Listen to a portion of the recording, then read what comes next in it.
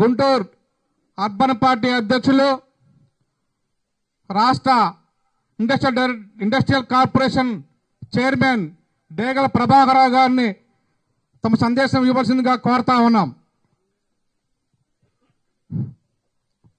అందరికీ నమస్కారాలు. ఈ రోజున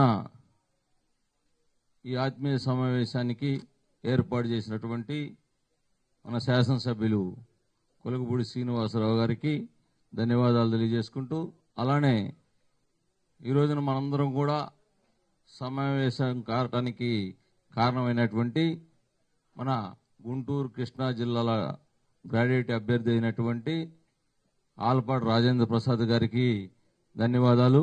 అలానే ఇక్కడికి వచ్చినటువంటి ఇక్కడ తిరువూరు నియోజకవర్గ అబ్జర్వర్ అయినటువంటి చిట్టాబత్తిన శ్రీనివాసరావు గారికి, ఇక్కడ వచ్చినటువంటి జనసేన నాయకులు, అలానే బీజేపీ నాయకులు, అలానే ఇక్కడ ఒక వేదిక మీద ఉన్నటువంటి వివిధ హోదాల్లో ఉన్నటువంటి నాయకులందరికీ కూడా పేరు పేరున ధన్యవాదాలు.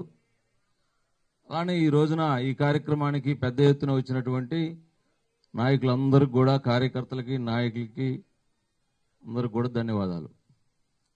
మనం ఈ రోజున ఎమ్మెల్సీ ఎన్నికల ద్వారా రేపు జరగబోయే 27వ తారీఖున గ్రాడ్యుయేట్ ఎలక్షన్ల గురించి మనం చర్చించుకోవడానికి ఈ సమావేశం ఏర్పాటు చేసుకున్నాం. దానికి తిరువూరు నియోజకవర్గం నుంచి గ్రాడ్యుయేట్గా అభ్యర్థులుగా నమోదు చేయించుకున్న వారు 7,754 మంది, అన్ని మండలాల్లో కలిపి తిరువూరు నియోజకవర్గంలో. వీళ్ళని మనం ఒక ప్రణాళికాబద్ధంగా దీనికి సంబంధించి 10 బూతులు ఏర్పాటు చేయడం జరిగింది.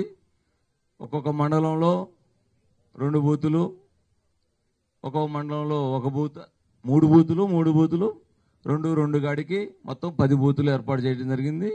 ఈ బూతులకు సంబంధించి ఇన్ఛార్జీలుగా 2 ఎన్నుకోవడం జరిగింది. వాళ్ళు దీని కార్యక్రమం అంతా కూడా చూస్తారు. ప్రతి 30 ఓట్లకు కూడా ఒకరిని మనం తెలుగుదేశం పార్టీ తరఫున, జనసేన, బీజేపీ తరఫున నిర్ణయించడం జరిగింది. మనం 7,754 మందిని మనందరం కూడా ఎన్నికలు కాబట్టి ప్రతి ఒక్కళ్ళు కూడా అలసత్వం లేకుండా, ఇది సాధారణ ఎన్నికలు ఎలా జరిగినాయో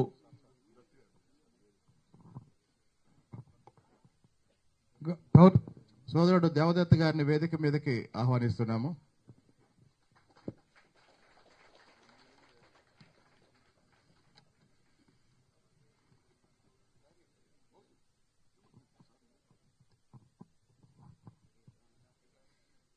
ఏదైతే మన సాధారణ ఎన్నికలకి ఎలాగా పోరాడతామో, మొన్న ఎట్లయితే తిరువూరులో అత్యధిక మెజార్టీ ఎలా తెచ్చుకున్నామో, అదేవిధంగా ఇంకా మన 8 నెలల కాలంలో మన గవర్నమెంట్ చేసినటువంటి అభివృద్ధి, సంక్షేమము, అనేక పరిశ్రమలు తీసుకురావటం, అవన్నీ కూడా ఈ 8 నెలల కాలంలో మీరందరూ కూడా చూశారు.